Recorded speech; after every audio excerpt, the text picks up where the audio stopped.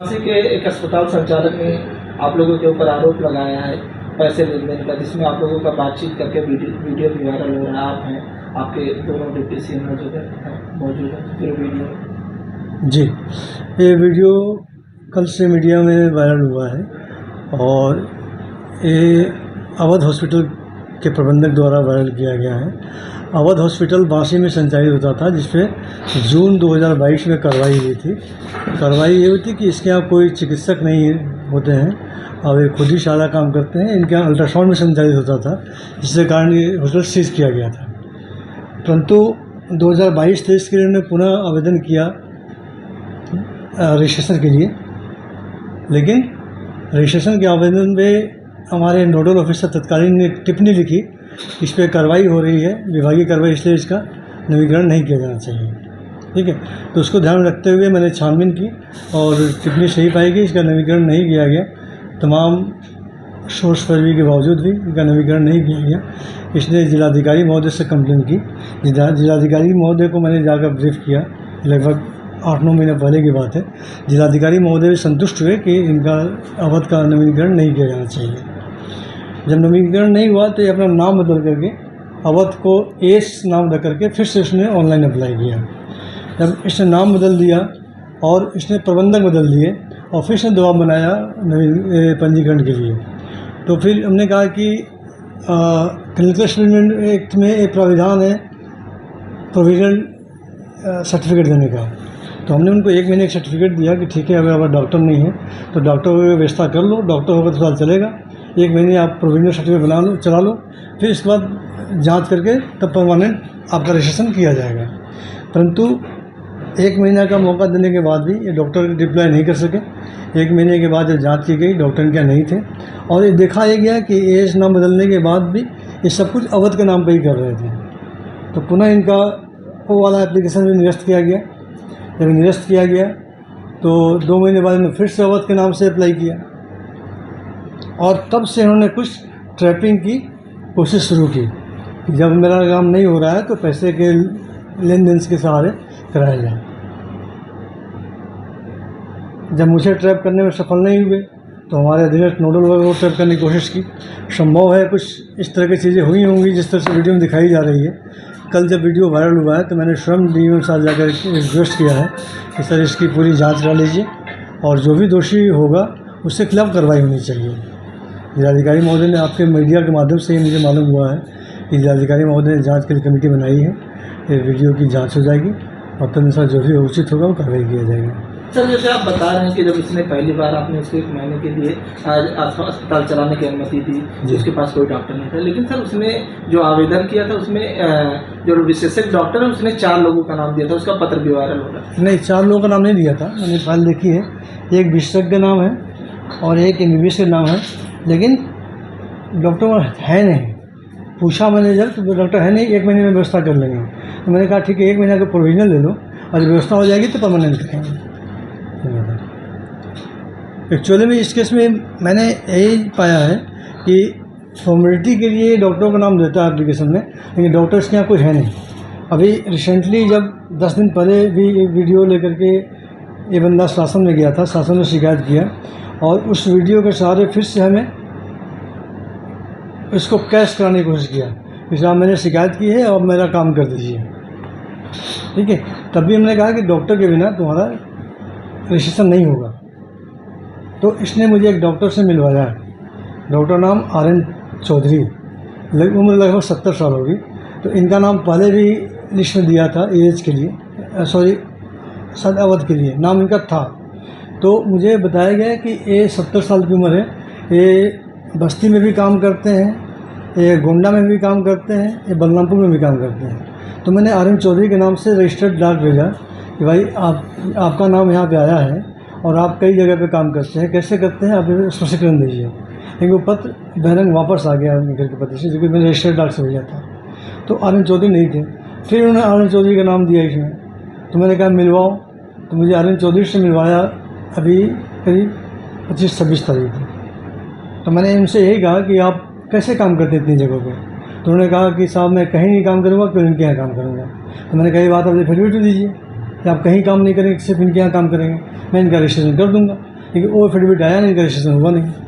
Sir जैसे आपका भी वीडियो वायरल हो रहा है, जी। जो अमित चौधरी हैं वो आपका भी वीडियो वायरल किए हैं। अमित आपके चौधरी? बगल जो डॉक्टर है उनका अमित चौधरी नाम है, जिसका आवाज हॉस्पिटल है, उनका अमित नाम है जिसने वो वीडियो पूरा वायरल किया है। रंजीत नाम है शायद। नहीं, उसका अमित नाम है। अच्छा। उसने जो पूरा वीडियो वायरल किया है, अच्छा। उस वीडियो में आप मौजूद हैं, आपके बगल में जो आपके डिप्टी सीएमओ बीएन चतुर्वेदी मौजूद हैं। सर उसमें आप भी साफ कहते नजर आ रहे हैं कि अगर पैसा दिए हो तो सब लोग हो गया, आपने उसके साथ अब शब्दों का भी प्रयोग किया पूरे वीडियो में। चूँकि वो बार बार आरोप लगा रहा है कि मैंने पैसे दिए तो मेरा क्यों नहीं करेंगे, पैसे दिए तो क्यों नहीं करेंगे, पैसे हमें लिए नहीं। तो ये आक्रोशवश मैंने कह दिया कि पैसे दिए हो तो पैसे दिए तो क्या खरीद लोगे, ये आपको बस कहा। अब सब जी कहा मुझे से खेल है, लेकिन इतनी बार वो आकर के यहाँ परेशान किया कि वो आक्रोश से वो सब निकल गए। मेरे पद की गरिमा के अनुरूप नहीं है, मैं महसूस करता, मुझे वो सब नहीं करना चाहिए था, लेकिन वो आक्रोशवश निकल गया है। मुझे उसका खेद है, मुझे नहीं करना चाहिए था, लेकिन वो ये बताता है कि मैं उसका काम बगैर डॉक्टर के वजह नहीं करना चाहता था, नहीं करना अभी चाहता हूँ, और वो पैसे की बात होकर प्रेशर लाने के लिए कर रहा था। ये मेरा इम्प्रेशन है। सर दूसरा वीडियो 4 नंबर कंपनी का शायद, जिसमें आपके जी। नोडल अधिकारी डिप्टी सीएमओ बैठते जी। उसमें उस पैसे की बात हो रही है कि 1 लाख रुपए तक दे दिया गया और 5 लाख और दे दो तब आपका काम होगा।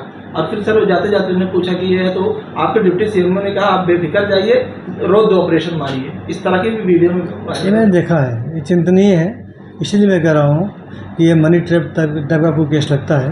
वीडियो की जांच हो जाए, वीडियो में कितनी सच्चाई है, और ऐसे कुछ होगा तो निश्चित रूप से कार्रवाई करने की रिकमेंडेशन होगी, कार्रवाई की जाएगी।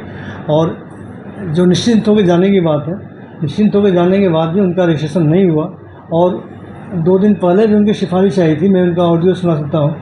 एक लहरा के पुजारी जी हैं जो उनकी करीब रोज ही सिफारिश करते हैं, तो उन्होंने कहा कि सीएमओ साहब आप रंजीतवा को उद्धार कर दीजिए।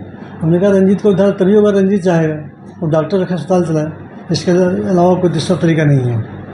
तो पता नहीं क्यों वो डॉक्टर नहीं रखना चाहता था, खुद ही सब कुछ करना चाहता था, और मेरा था कि डॉक्टर होगा तभी अस्पताल चलेगा। 1 से 1.5 मिनट का एक ऑडियो भी वायरल हो रहा है, उसमें जो आपके डिप्टी सीएमओ है अस्पताल संचालक से बतिया रहे हैं कि नोडल अधिकारी जा रहे हैं, आपको जो भी करना होगा उनकी गाड़ी में डाल देना।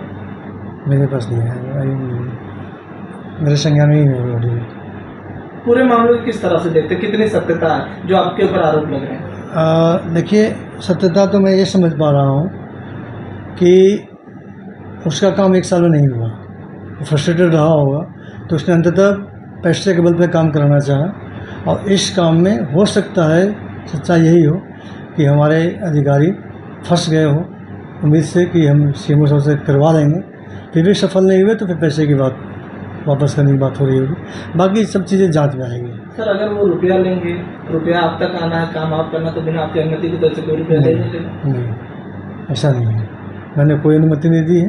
अनुमति देना होता तो उनका काम हो गया होता। कुछ पैसे भी उसको वापस किए गए हैं गूगल पे के जरिए, अगर सर लिया नहीं गया तो वापस कैसे? मेरे संज्ञान में नहीं है बात, जांच में आएगी बात, मेरे संज्ञान में नहीं। गूगल पे के जरिए वापस किए क्या है, और जांच का विषय होगा, वापस किया होगा। यानी आपके कहने के बाद सर जो आपके आरोप लग रहे हैं सारे निराधार। भाई मैं तो कह रहा हूँ कि मैंने रुपये नहीं लिए, मैंने उनका काम नहीं किया, ये सत्य है। काम इसलिए नहीं किया कि उनके पास पात्रता नहीं थी, उनके पास चिकित्सक नहीं थे। और एक अकेला मामला नहीं है, मैंने बताऊँ आपको कि पिछले 3 महीने में लगभग 14 चिकित्सालयों पर कार्रवाई हुई है, 14 चिकित्सालयों पर कार्रवाई हुई है, 14 चिकित्सालयों को बंद किया गया है। ठीक है, कुछ और चिकित्सालय हैं जो बंद करने के बाद नाम बदल के दर्ज करने का प्रयास कर रहे हैं।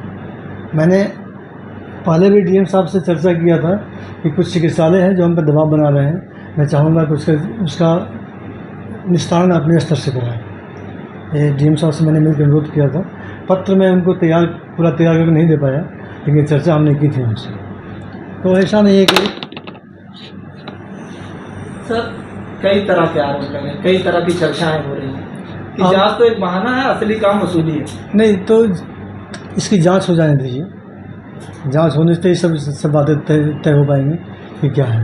यानी सर जो वीडियो वायरल हो रहे हैं पूरी तरह से फर्जी, अगर आप जिस हिसाब से आप कह रहे हैं, यानी उसमें कुछ है? नहीं, मैं फर्जी नहीं कर रहा हूँ, वीडियो उसने बनाया है, सही बात है, वीडियो बनाया है, तो मैं कह रहा हूँ कि मैं तुम्हारा काम नहीं करूँगा अगर डॉक्टर नहीं होगा तो। आपने सुना भी होगा कि तुम तमाम बातें करो, डॉक्टर की बात नहीं कर रहे हो, जो हमारी प्रायोरिटी है।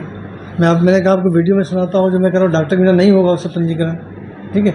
बाकी मैं कह रहा हूँ कि वो अपने मकसद में किसी सफल हुआ होगा, किसी को समझाने में किसी कारण, तो जाँच के विषय आ जाएगा जाँच में। तो सर मान लीजिए अगर उसने आपको ब्लैकमेल किया तो आप उसके खिलाफ कोई कार्रवाई करवाएंगे? बिल्कुल कार्रवाई कराएंगे, बिल्कुल कार्रवाई कराएंगे। अगर प्रशासन जांच कराएगा तो प्रशासन ही कार्रवाई करवाएगा। सर जैसे आप बता रहे हो इतने दिन से आपको ब्लैकमेल कर रहा था वीडियो के आधार पर, तो सर आपको मुकदमा वगैरह लिखवा देना नहीं, चाहिए। हमें ब्लैकमेल नहीं करा था कभी, हमें ब्लैकमेल नहीं किया, हमें प्रेशराइज कर रहा था करने के लिए। हमें उसने कभी पैसे के लिए ब्लैकमेल वगैरह नहीं किया। अभी 10 दिन पहले जब ये आया है शासन से, तब मुझे ब्लैकमेल कर रहा है कि मेरा काम कर दीजिए, मैं यही चाहता हूँ, मेरे कोई शिकायत नहीं करनी है, ये करनी है वो करनी है। लेकिन फिर भी मेरा आंसर वही था कि डॉक्टर होगा, और उसके बाद भी उसने डॉक्टर से मिलवाया मुझे। सर कोई कार्रवाई की गई अब तक आपकी जी? तरफ से 10 दिन से आपको प्रेशर डाल रहा था तो? उसका काम नहीं किया, ही मिल रही है, काम नहीं किया उसका।